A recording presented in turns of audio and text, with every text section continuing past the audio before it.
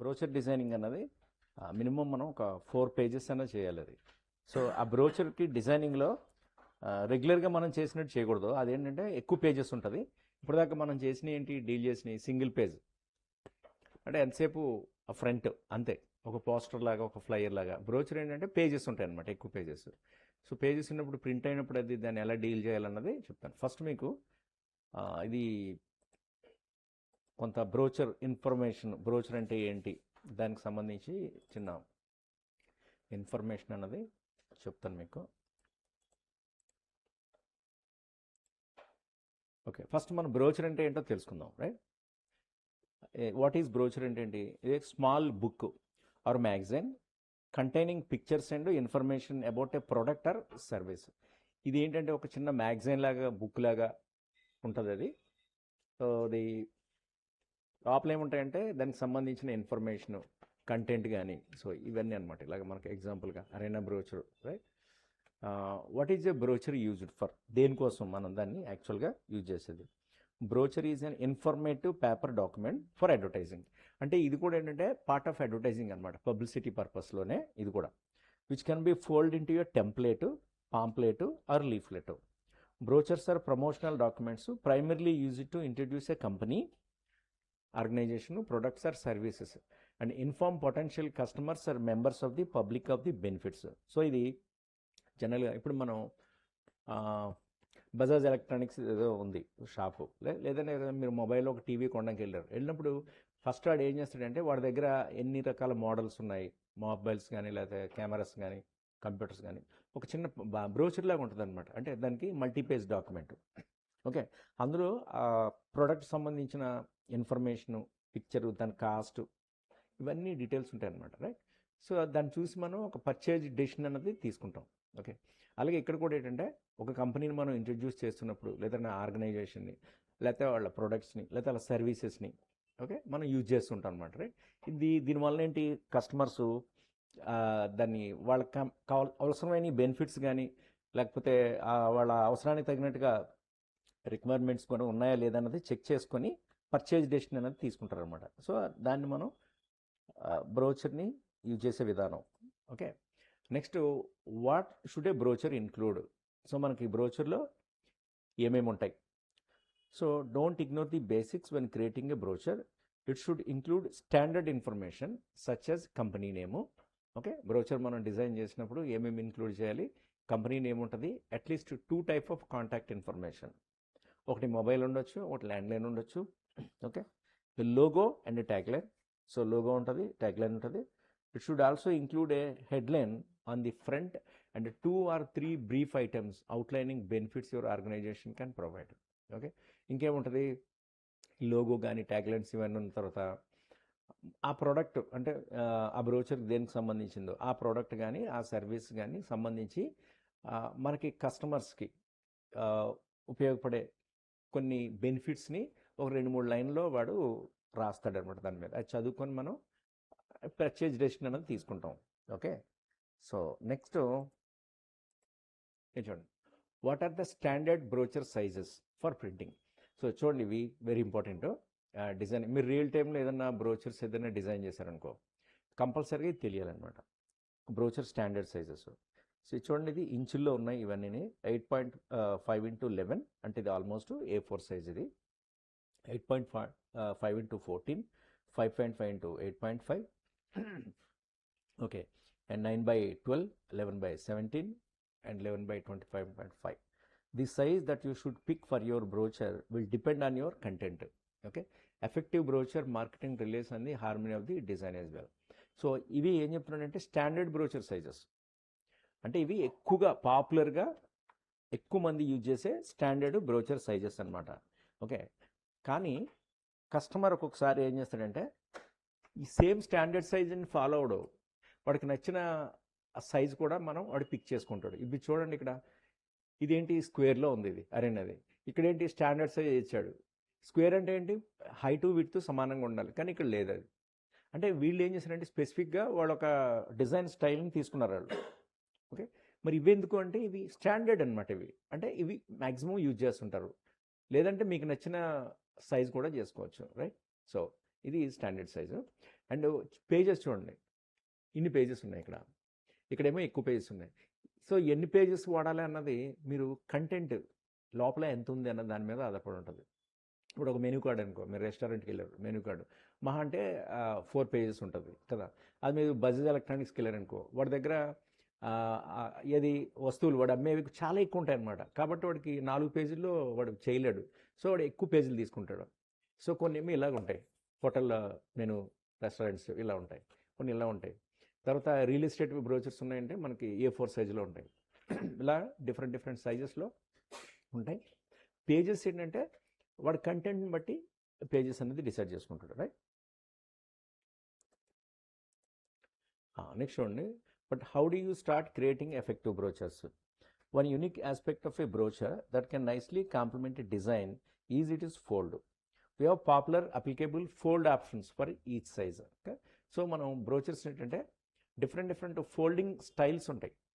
Folding styles ఏంటంటే దీన్ని ఇలా ఫోల్డ్ చేస్తాం మజ్జిగలాగా అడ్డంగా, కొన్ని ఏంటంటే జెడ్ ఫోల్డ్లో ఉంటాయి, కొన్ని ఇలా గేట్లాగా ఇలా ఫోల్డ్ చేసినట్టు ఉంటాయి, రైట్. అవి ఒకసారి ఏంటో మీకు చూపిస్తాను. చూడండి, ఇది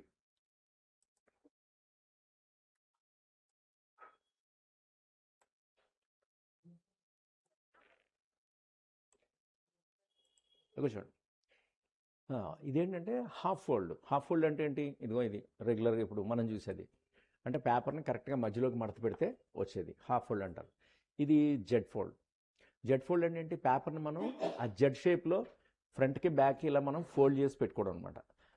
సో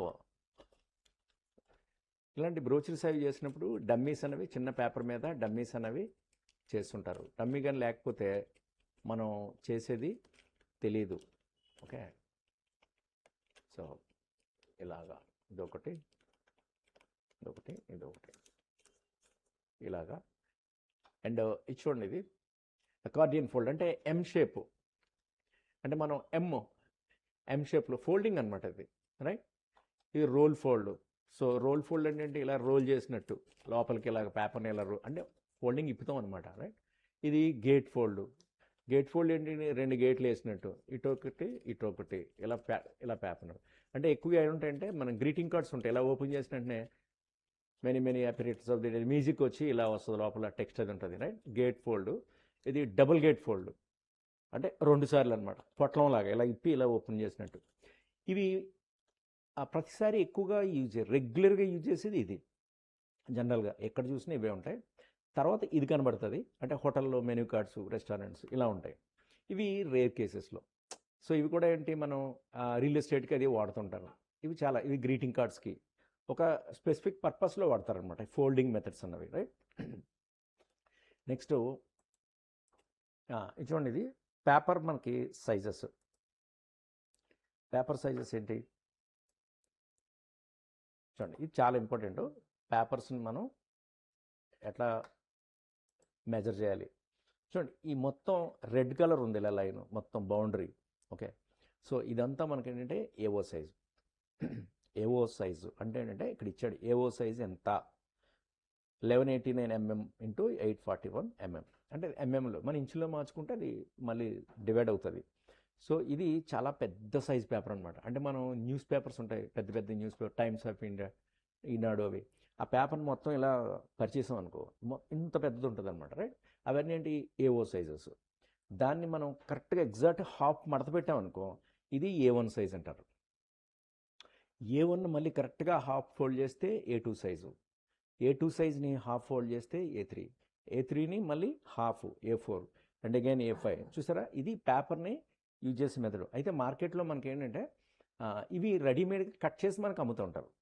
A4 సైజు మనం వైట్ పేపర్లు యూజ్ చేస్తుంటాం స్టేషనరీకి, ఇవన్నీ అనమాట.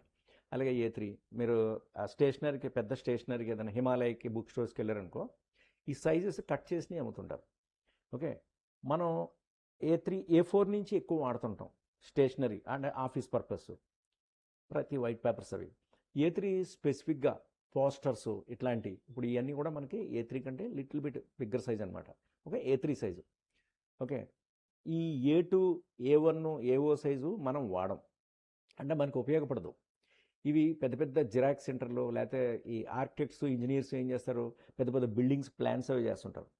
సో వాళ్ళు యూజ్ చేస్తారు. తర్వాత న్యూస్ పేపర్ ఏజెన్సీ వాళ్ళు, న్యూస్ పేపర్ ప్రింట్ చేయాలనుకో, సో వాళ్ళు యూజ్ చేస్తారు, వాళ్ళకి పెద్ద పెద్దగా కావాలి. సో దాన్ని న్యూస్ పేపర్ని ప్రింట్ చేసే పేపర్ని ఏంటంటే న్యూస్ ప్రింట్ అంటారు. ఓకే, ఇవి వేరు. జిఎస్ఎం అంటే ఇది ఏంటంటే థిక్గా ఉంటుంది పేపర్. సో పేపర్ థిక్నెస్ని జిఎస్ఎంతో, గేజ్ అనమాట అది థిక్నెస్.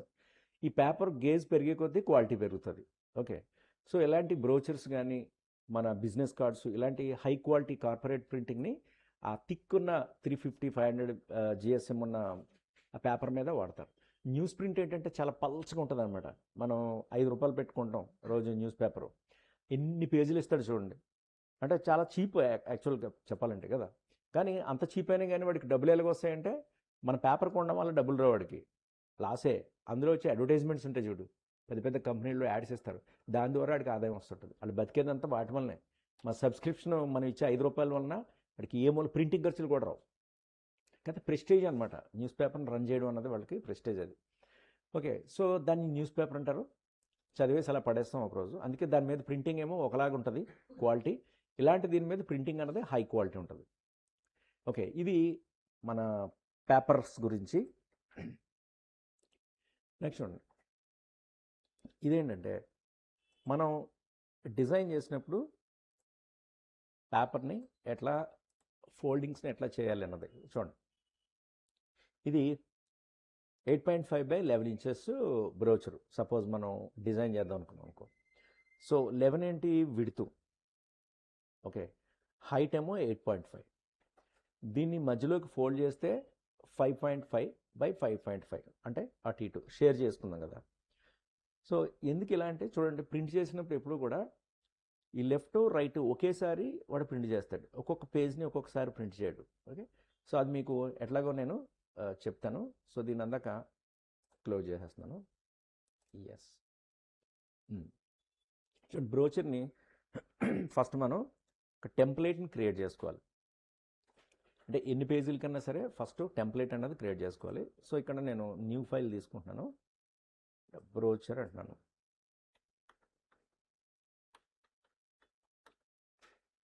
Brochure template. ఓకే, చూడండి ఇది పిక్సెల్లో ఉంది కదా. ఇవి చూసుకోవాలి. చాలామంది ఏం చేస్తున్నారంటే మీ వాళ్ళు ఇక్కడ మార్చేస్తున్నారు, ఇవి చూడట్లేదు. ఇవి చూడకపోతే సైజు చాలా డిఫరెన్స్ వస్తుంది. సో పిక్సెల్లో పెట్టుకోండి, సరే ఇంచుల్లో పెట్టుకోండి. సో నేను ఏం చేస్తున్నాను, రెగ్యులర్ ఫార్మాట్లోనే A4 సైజులో అలా పెట్టుకుంటున్నాను. రైట్, ఇది విడ్త్ నేను ఒక ఎంత పెడుతున్నానంటే 12 అలా పెడుతున్నాను. సో హైట్ వచ్చి ఒక 8 పెడుతున్నాను. ఓకే, హైట్ అంటే ఇది, విడ్త్ ఏంటంటే 12 పెట్టాను. 12 అంటే చెప్తాను అది ఎలా షేర్ చేయాలో. అండ్ ఇది రిజల్యూషన్ ఏంటంటే మనం చేసింది ఏంటి, ప్రింటింగ్ కోసం బ్రోచర్ ప్రింట్ అవుతుంది. సో 300. ఓకే, ఇది RGB కాదు. ఓకే, CMYకి పెట్టాలి. ఓకే, అండ్ అగైన్ నేను మళ్ళీ మీకు చెప్తున్నాను, ప్రెజెంట్ నేను CMYకే పెట్టట్లేదు. కారణం ఏంటి, ఇది ఏం ప్రింట్ అవ్వదు. సో మీకు ఎక్స్ప్లెయిన్ చేయడం వరకే. సో నేను వర్క్ చేసినప్పుడు ఏంటంటే కొన్ని అట్రాక్టివ్గా గ్లో ఉంటాయి, కలర్స్ అన్నీ బ్రైట్గా ఉంటాయి అనమాట. కాబట్టి RGB వాడుతున్నాను. కానీ కంపల్సరీగా మ్యాండేటరీ, మీరు ప్రింటింగ్ ఎవరన్నా మీకు జాబ్ వర్క్ ఇచ్చినప్పుడు ఈ RGB బదులు CMYకే పెట్టుకోవాలి. రైట్, లేకపోతే ప్రాబ్లం అవుతుంది. ఓకే, ఇది కలర్ బిట్ రేట్ అనేది 8. ఓకే, క్రియేట్ అన్నాను. చూడండి ఇలా వచ్చింది మనకి. ఓకే, ఇది 12/8. 8 ఏమో హైట్, ఇది 12. మీరు ఇక్కడ చూస్తే ఇక్కడ చూపిస్తుంది చూడండి, ఇక్కడ రోలర్స్ ఉన్నాయి కదా. సో రోలర్స్ మీకు ఒక్కొక్కసారి కనబడలేదు అనుకో, మీరు వ్యూలోకి వచ్చేసి చూడండి, rollers control R. Right, so మీకు ఒకసారి అది విజిబిలిటీ ఉండవు, అప్పుడు మీరు ఏం చేయాలంటే కంట్రోల్ R అనండి. ఇక్కడ 0తో స్టార్ట్ అయింది ఇది. సో ఇలా చూడండి, ఇక్కడ స్టార్ట్ అయింది 0 విడ్త్, ఇలా మెజర్ చేసుకుంటూ వస్తే ఇక్కడ 12 చూడండి, 12 ఉంది. సో తర్వాత కింద ఇది చూడండి, ఇక్కడ ఇది 0తో స్టార్ట్ అయింది. ఇక్కడ నుంచి ఇలా కిందకి ఇలా వస్తే మనం ఏంటంటే ఇది 8. ఓకే, అయితే ఇది మొత్తం అనమాట. ఇది అంటే ఇది ఈ సైజ్ అనమాట, 12/8. సో 8 ఇది 12. ఓకే, సో దీన్ని మనం హాఫ్ చేయాలి కరెక్ట్గా, ఎందుకంటే అటు ఇటు రావాలి కదా. చూడండి నేను ఏం చేస్తానండి, ఇక్కడ వ్యూలోకి వచ్చేసి గైడ్స్ ఉంది కదా, న్యూ గైడ్స్ ఇలా పెట్టుకొని ఇక్కడ 6 అంటే 12 కదా, అది దాన్ని హాఫ్ చేస్తున్నాను, 6 ఇంచ్ ఐఎన్ అన్నాను, వెర్టికల్ అంటే నిలువుగా. సో ఓకే వచ్చేసింది. లేదంటే ఇక్కడ ఆల్రెడీ అది ఉంది కదా రోలర్స్, మీరు ఇక్కడ నుంచి రోలర్ని ఇలా తీసుకొచ్చి కూడా అలా పెట్టేసుకోవచ్చు, రెండు ఒకటే. ఓకే ఓకే రోలర్ వచ్చేసింది. ఓకే ఇప్పుడు మనం దీన్ని ఏం చేద్దామంటే హాఫ్ చేసుకోవాలి. ఓకే సో నేను ఈ రెక్టాంగిల్ టూల్ తీసుకొని సో ఇలా ఇక్కడ నుంచి ఇలాగా నేను దీన్ని హాఫ్ చేస్తున్నాను.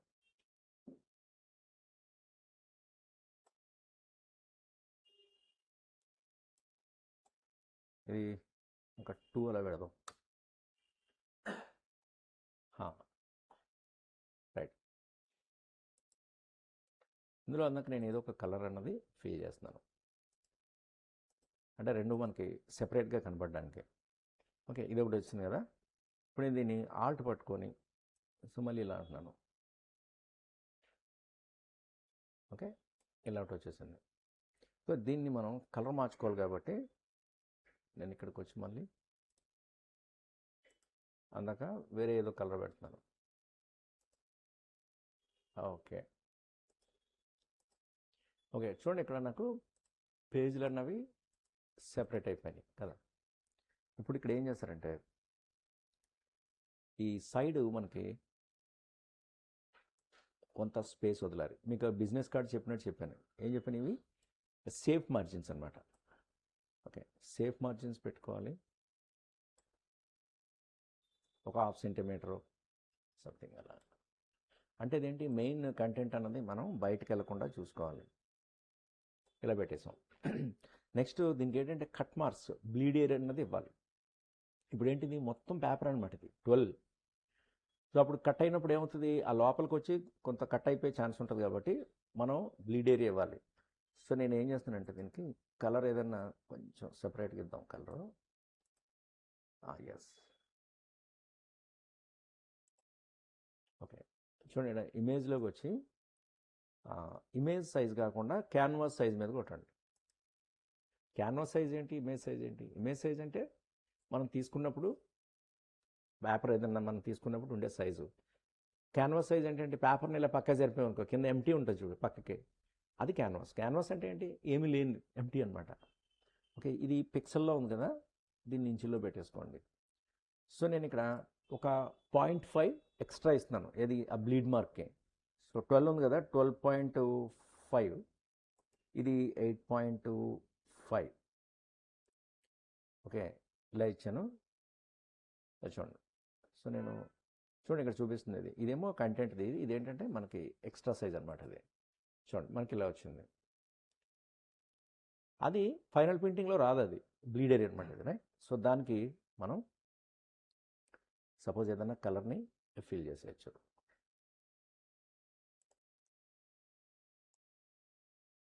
అంటే అది స్పెసిఫిక్గా మనకు కనబడడానికి అంతే, అంతకుమించి ఏమీ లేదు అది. రైట్, సో దీనికి నేమ్ ఇచ్చేసేయండి. ఇది బ్లీడ్ ఏరియా అంటారు, లేదంటే కట్ మార్క్స్ అని కూడా అంటారు.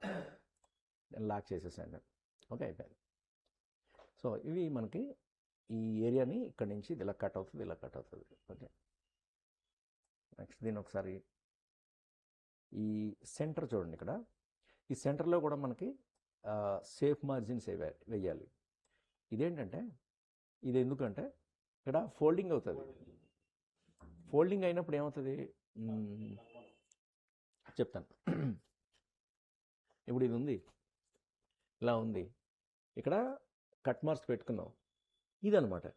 ఇక్కడ స్పేస్ వదిలేడు చూసారు, ఇక్కడ ఈ టెక్స్ట్ని ఈ మూల నుంచి ప్రింట్ చేయలేదు. ఎందుకు చేయలేదంటే చేస్తే ఏమవుతుంది, 4-5 సార్లు ఫోల్డింగ్ ఇలా అని ఇలా అని ఇలా అంటే అక్షరాలు ఎంఎం టీ కింద టీఎంఓ సి కింద నలిగిపోతాయి కదా. సో ఇంప్రెషన్ పడుతుంది అనమాట. అందు గురించి ఏంటంటే ఇంత క్లోజ్గా ప్రింట్ చేయడాడు, కొంత గ్యాప్ వదులుతాడు. సో ఆ గ్యాప్ని ఇదనమాట, అది దాని అవతల నుంచి ప్రింట్, దీని అవతల నుంచి ప్రింట్ అవుతుంది. రైట్, అది. సో ఇది అనమాట, ఇది ఇక్కడ నేను ఇచ్చేసాను. ఓకే సో నెక్స్ట్, సో దీన్ని సరే కంట్రోల్ వేసి కొట్టండి. S and desktop PST save. Okay ఇక్కడ ఈ టెక్స్ట్ టూల్తో తీసుకొని ఇక్కడ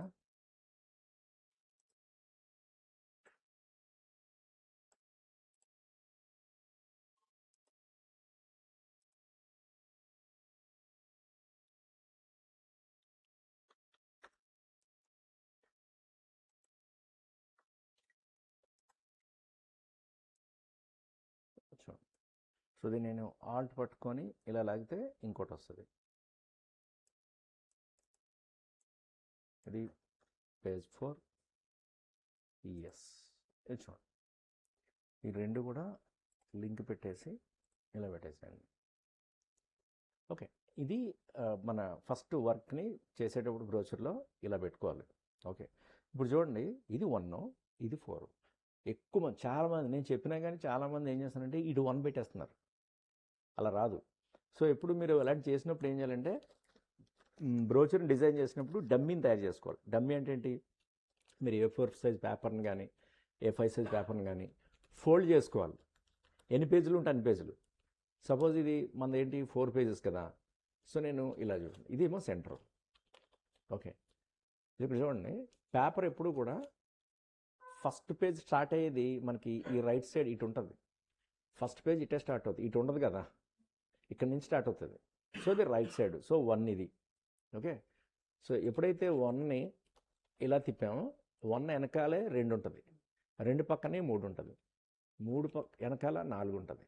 ఇప్పుడు చెప్పండి, 4 ఇటు ఉంది, 1 ఇటు ఉంది, నేను ఇలా చూస్తే ఏమైంది అది? అందుకు అలా చేయాలన్నమాట. ఇంకో రీజన్ ఏంటంటే, ఇప్పుడు మనం ఇది 1, 2, 3, 4 అని నెంబర్లు వేసుకుంటున్నాం కదా, ప్రింటర్కి ఏంటంటే మన పేజీలాగా చూడవాడు, పేపర్ లాగా చూస్తాడు వాడు. ఇప్పుడు మనం 1 అంటున్నాం కదా, 1 పేజ్, 2 పేజ్, 3 పేజ్, 4 పేజ్. ఆడేం చేస్తాడంటే ఈ పేజ్ని ఒకేసారి ప్రింట్ చేసి పడేస్తాడు, వాడు పట్టించుకోడు. అందుకే డిజైనర్కి చాలా రెస్పాన్సిబిలిటీ ఉంటుంది. మనం ఏదైనా తప్పు చేస్తే వాళ్ళు ప్రింటింగ్ ఏంటంటే నైట్ చేస్తుంటారు, ఎక్కువ ఆర్డర్స్ ఎక్కువ ఉంటాయి. సో డిజైనర్ ఇచ్చిన దాన్ని ప్లేట్ మేకింగ్ చేసి నైట్ టైము దాన్ని మనం ప్రింట్ చేసి పడేసి కట్టలు కట్టి పొద్దున్నకి రెడీగా ఉంచుతారు. నువ్వు ఏ పేజ్లో ఇచ్చో, నెంబర్లు ఇచ్చో, ఇది ఇచ్చో అటు ఇచ్చో చెక్ చేసుకోరు. ఏదో పెద్దది ప్రగతి ప్రింటర్స్ లాంటి చాలా ఫేమస్ పెద్ద ప్రింటర్స్ ఏంటంటే వాళ్ళు బాధ్యతగా క్రాస్ చెక్ చేస్తారు. కానీ otherwise most of the printing cases ఏంటంటే మీరు అలాగే ఇచ్చారు, మేము అలాగే కొట్టే ఉంటాడు. డిజైనర్ ఇచ్చిన దాన్ని అలాగే ఇచ్చారు, అలాగే కొట్టే ఉంటారు. సో ఇప్పుడు చూడండి, ఇది 1, ఇది 4 అనుకున్నాం కదా. ఈ పేపర్ సైజు వీడు ఏం చేస్తాడంటే ఈ పేపర్ని మొత్తం ఈ 12/8లో మిషన్ మీద కట్ చేసి రెడీ పెట్టుకుంటాడు. పెట్టుకొని ఏం చేస్తాడంటే ఈ మొత్తం దీన్ని మీరు ఇచ్చిన ఆ డిజైన్ ఉంటుంది కదా, దాని ఫిల్మ్ తీసి దాని పాజిటివ్ నెగిటివ్ కింద ఫిల్మ్ తీసి ప్లేట్ మేకింగ్ చేసి, సో దానికి CMYK కలర్స్ తోటి వాడు మిషన్ మీద మొత్తం ఒకేసారి ప్రింట్ చేసేస్తాడు ఇది మొత్తం. ఓకే, మళ్ళీ అదే పేపర్ని ఇలా తిప్పుతాడు, 2, 3 మళ్ళీ ప్రింట్ చేసేస్తాడు. అంతే, పని అయిపోయింది. ఆ మిషన్ ఏం చేస్తాడంటే మధ్యలో నువ్వు ఇచ్చిన ఆ ఫోల్డింగ్ లైన్ ఉంది చూడు, మార్జిన్, అలా ఫోల్డ్ చేస్తుంది అంతే. ఇప్పుడు 1 నువ్వు ఇచ్చినట్టే డిజైన్లు ఇచ్చినట్టుగానే ఉంటుంది అనమాట. ఓకే, అలా మీరు ఈ డమ్మీ చేసుకోకపోతే పెద్ద ప్రాబ్లం వస్తుంది. ఇప్పుడు ఇది 4 పేజెసే కదా, పేజ్ ఎక్కువైనాయి అనుకో, ఇంకోటి వస్తుంది మధ్యలో, ఇంకోటి వస్తుంది. సో పేజీలు ఎక్కువయ్యే కొద్దీ హెడేక్ అనమాట. సో ఏ పేజ్లో 8 ఉంటుందో తెలియదు. ఒకసారి 1 తర్వాత 8 ఉంటుంది, 2 తర్వాత 7 ఉంటుంది. అంటే జాయింట్స్ వాడు చెప్పాను కదా, పేపర్ మొత్తాన్ని చేస్తాడు, పేజీలాగా చూడవాడు. అందుగురించే ఇలాంటి పెద్ద పెద్ద మ్యాగజైన్స్, అది టైమ్స్ ఆఫ్ ఇండియా కానీ లేకపోతే ఇండియా టుడే, వీక్, ఇలాంటి పెద్ద మ్యాగజైన్స్, డెక్కన్ క్రానికల్, ఇవన్నీ ఈ ఫోటోషాప్లోను ఇలస్ట్రేటర్లోను డిజైన్ చేయరు.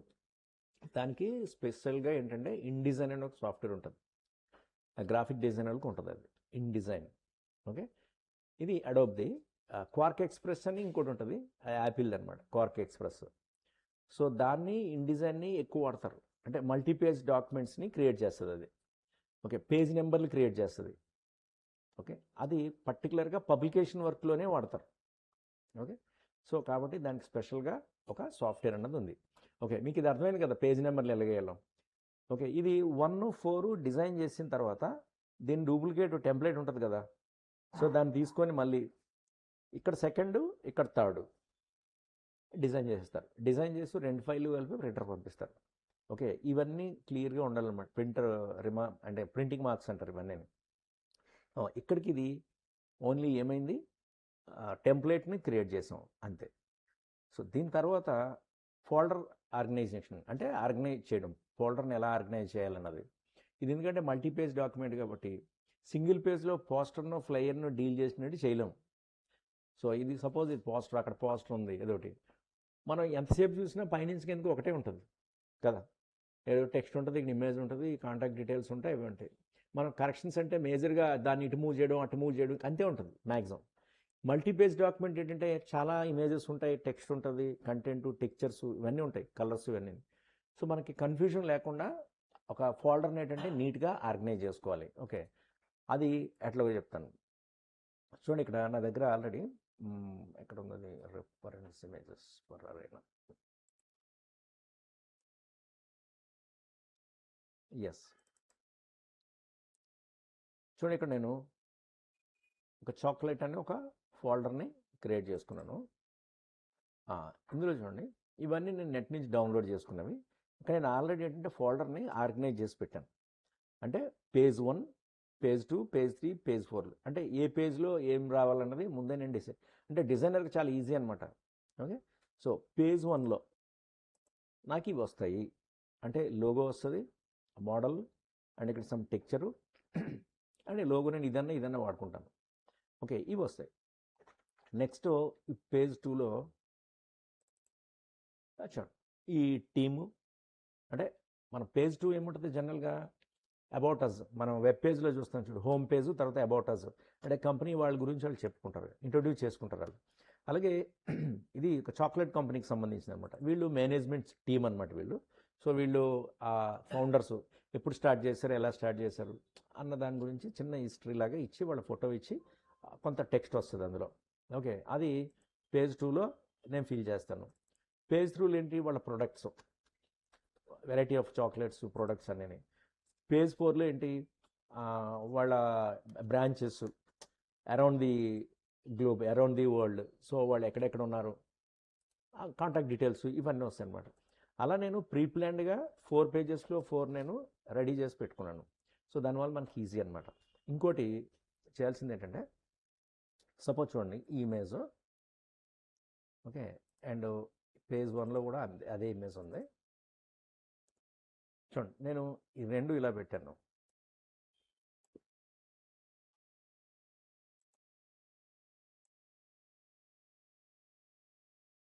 చూడండి దీనికి చాలా డిఫరెన్స్ ఉంది. ఇదేంటంటే డైరెక్ట్గా మనం ఇంటర్నెట్ నుంచి, వెబ్ నుంచి డౌన్లోడ్ చేసాం. దీన్ని డౌన్లోడ్ చేసిన తర్వాత కలర్ కరెక్షన్ ఇచ్చింది, ఎన్హాన్స్డ్ అనమాట. ఇలాంటివి వాడాలి మీరు.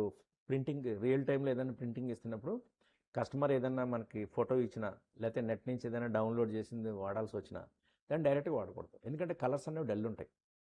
ఫోటోగ్రఫీలో కూడా చాలామంది ఏంటంటే ఫోటో షూట్ చేసినప్పుడు కొంతమందికి ఎక్స్పీరియన్స్ ఉన్న వాళ్ళు ఉంటారు, కొంతమంది ఏంటంటే నార్మల్గా తీసుకుని పోతారు. వాళ్ళకి లైటింగ్ గురించి, అండర్ లైటింగ్, ఓవర్ లైటింగ్, ఎప్పుడు ఏ టైంలో తీయాలి, కలర్ వాల్యూస్ తెలియదు. అప్పుడు వాళ్ళు తీసిన ఫొటోస్ ఇస్తారనమాట. అవి మనం డైరెక్ట్గా డిజైన్లో వాడకూడదు, కొంత కలర్ కరెక్షన్ చేసుకోవాలి. అండర్ లైటింగ్ ఉందనుకో, డల్ ఉంది, ఇంప్రూవ్ చేసుకోవాలి. ఓవర్ లైటింగ్ ఉందనుకో, తగ్గించుకోవాలి కెమెరాలోకి వెళ్ళి.